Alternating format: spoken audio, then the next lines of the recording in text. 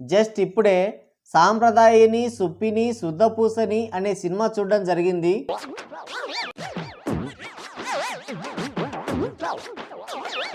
ఇదొక crime comedy thriller అని చెప్పారు. సినిమాలో మాత్రం అవేమీ కనిపించకుండా అన్ని జాగ్రత్తలు తీసుకున్నారు. కానీ సస్పెన్స్ మాత్రం ఉంది.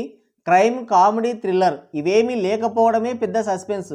యూట్యూబ్లో ఫ్రీగా కూడా దేకని సినిమాని ఓటీటీలో రిలీజ్ చేస్తుంటే కాదు కూడదు అని కొట్లాడి మరీ థియేటర్లో రిలీజ్ చేసిన సన్నాసి ఎవడో నాకిప్పుడే తెలిసి తీరాలి. ఇంటర్వెల్కే జనాలు లుంగీలు ఇదిలించుకున్నారు అంటేనే అర్థం చేసుకోవచ్చు దీంట్లో ఎంత దరిద్రం ఉందో.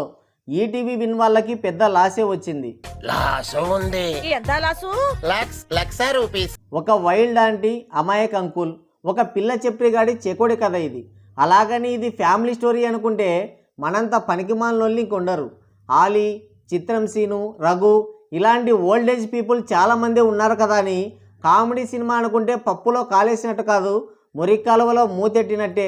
ఇక క్రైమ్ థ్రిల్లర్ అన్నారు, దానికి మొదటి 10 నిమిషాల్లోనే పాడగట్టి లాస్ట్ వరకు లాక్కొచ్చారు. చివరాకరణ బండ్ల గణేశ్ అంగుళంతో పాయే పాయే అని పాడించి ముగింపు పలికారు.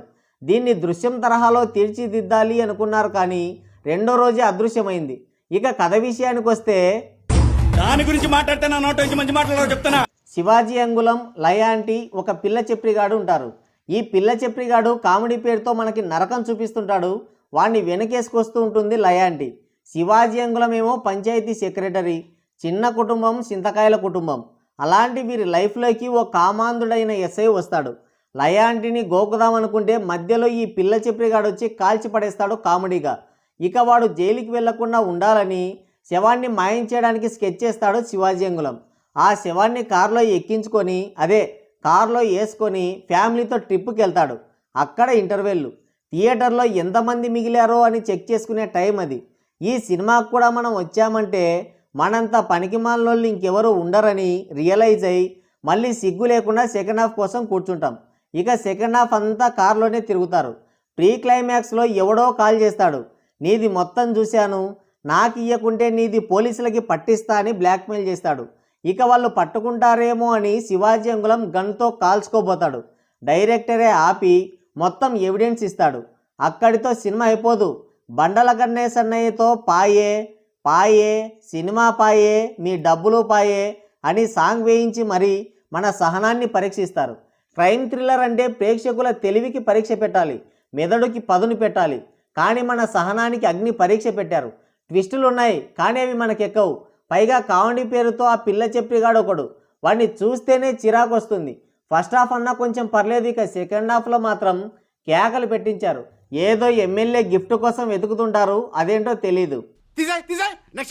ఆ క్లైమాక్స్లో క్రైమ్ని రివీల్ చేస్తారు, అది కిక్కివ్వదు. పైగా మనం అప్పటికే ఆ పనికిమాలోడు ఎవడో కనిపెట్టేస్తాం. అన్ని తీసేస్తే ఇంకేముంటాయి? అది పరిస్థితి. శివాజీ లయ పేరు బాగుంది, వాళ్ళని వాడుకోవడంలో దర్శకుడు బొక్క బొర్లా పడ్డాడు. సో ఓవరాల్గా చెప్పేది ఏంటంటే ఓటీటీలోనే స్కిప్ చేసే సినిమా ఇది. థియేటర్కి వెళ్ళే వాళ్ళు ఉంటే వెళ్ళొచ్చు. ఇది రివ్యూ. మరోసారి మరో ఇంట్రెస్టింగ్ వీడియోతో మళ్ళీ కలుద్దాం. Thank you, take care, bye bye.